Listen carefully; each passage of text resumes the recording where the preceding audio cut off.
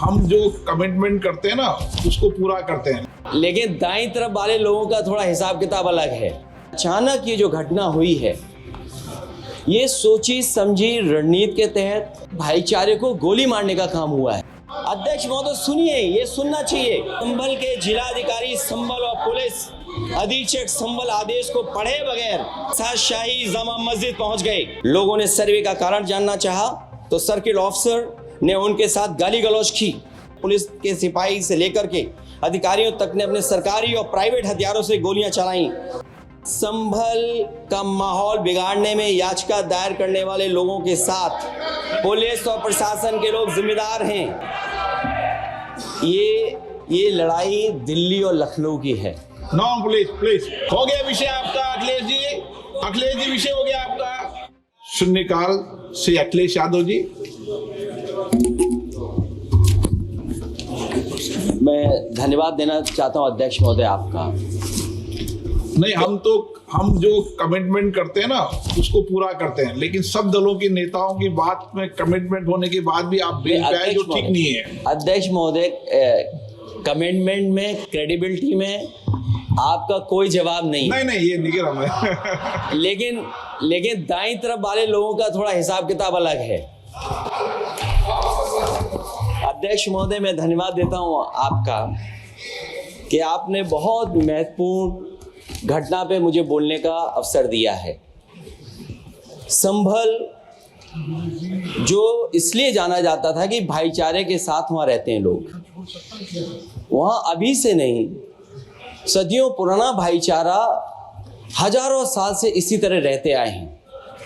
लेकिन अचानक ये जो घटना हुई है, ये सोची समझी रणनीति के तहत वेल प्लान्ड हुआ है और वहां के भाईचारे को गोली मारने का काम हुआ है। जो घटना हुई है वो सोची समझी साजिश है।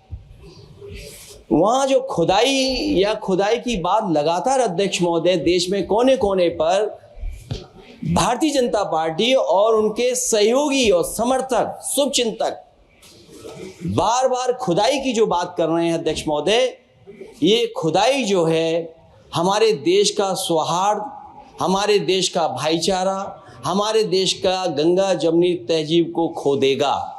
मैं आपका धन्यवाद इसलिए भी देता हूं कि इस महत्वपूर्ण जो साजिश हुई, और वो साजिश सोची समझी इसलिए मैं बोल रहा हूं। उत्तर प्रदेश का चुनाव था, पहले 13 तारीख को चुनाव होना था और 13 तारीख के चुनाव को उन्होंने बढ़ा करके 20 तारीख कर दिया। और इस जो घटना है मैं आपके सामने पढ़ना चाहता हूं।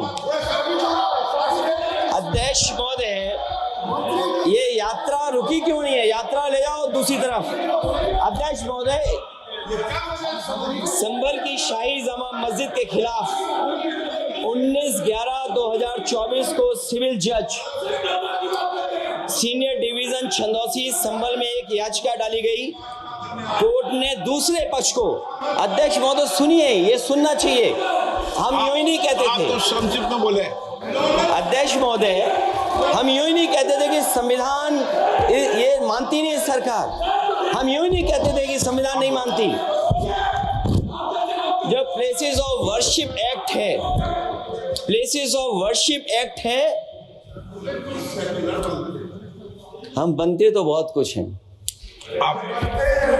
संभल के शाही जामा मस्जिद के खिलाफ 19/11/2024 को सिविल जज सीनियर डिवीजन चंदौसी संभल में एक याचिका डाली गई। कोर्ट ने दूसरे पक्ष को सुने बगैर उसी दिन 19/11/2024 को सर्वे के आदेश दे दिए।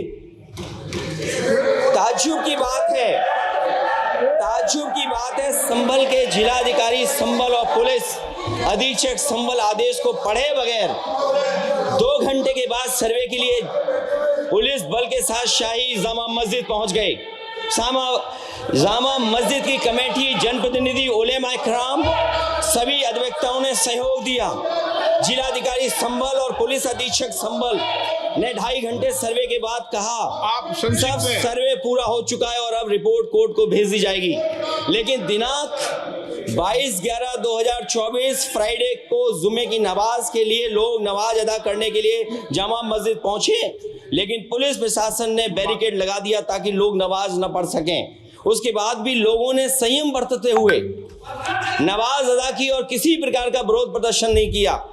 29/11/2024 को कोर्ट की अगली तारीख तय थी।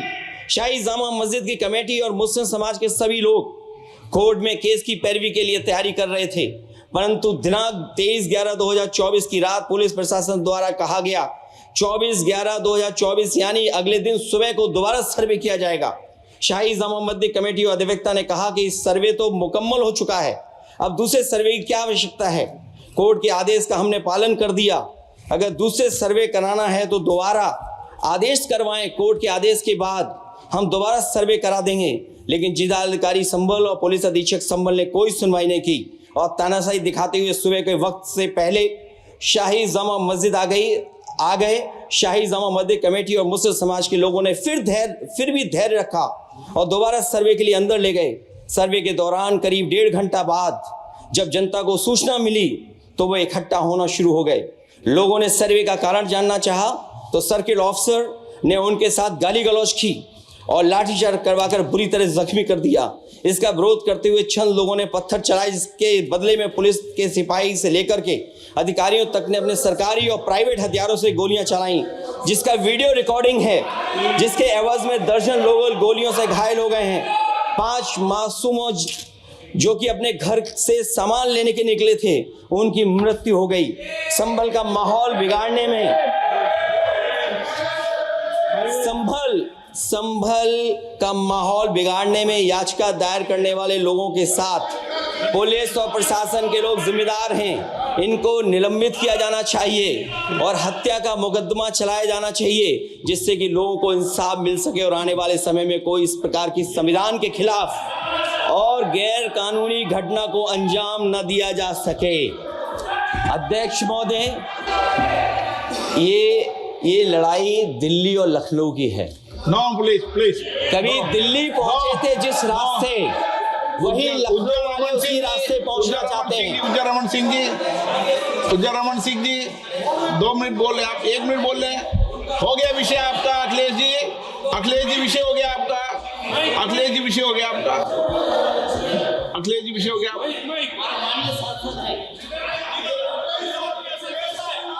अखिलेश जी आपका विषय हो चुका है, प्लीज।